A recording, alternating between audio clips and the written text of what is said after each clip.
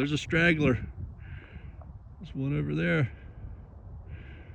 1, 2, 3, 4, 5, 6, 7, 8, 9, 10, 11, 12, 13, 14, 15, 16, 17, 18. I counted 18. I could have been off. There's the old mule deer.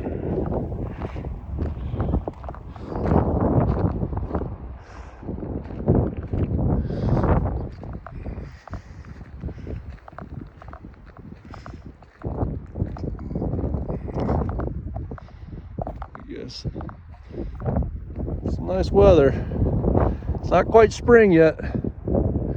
Almost. Had a pretty good snowstorm here a week ago. Just one day. So, all of this was snow covered. All up in the mountains, everything was just white. The trees were all snow covered.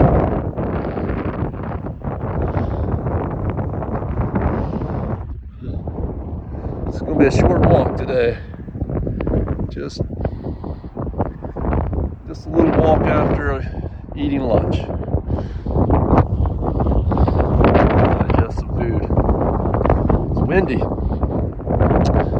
Enjoy this beautiful planet. The creatures on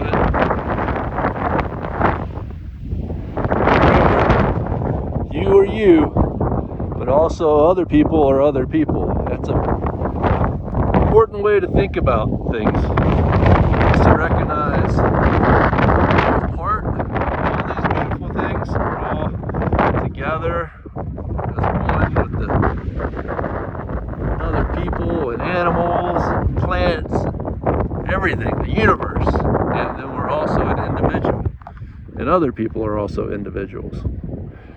And if you can keep it in perspective like that, not just one way or the other, because that's one thing that we cause a lot of suffering is when we can't either distinguish between ourselves and everything just being in our minds, or not being able to distinguish ourselves from everything else. It's both, and it sounds silly, but it's at the root of a lot of problems in the way that we think about things. If we can't understand that you're both a sovereign being and also part of everything else. That's so much of the framework of what allows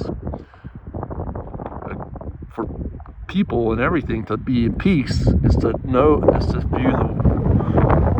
have a clear understanding of that. And I mean, that happens both at the individual level and at the society. So there's a lot of, one of the big problems with people as humans when they form institutions is we need institutions. It's apparent that we can't really seem to function without them at some level, but a lot of times when we have to be very careful. It's one of the real peculiar things about institutions and groupthink is that not only can we suffer from these ideas of either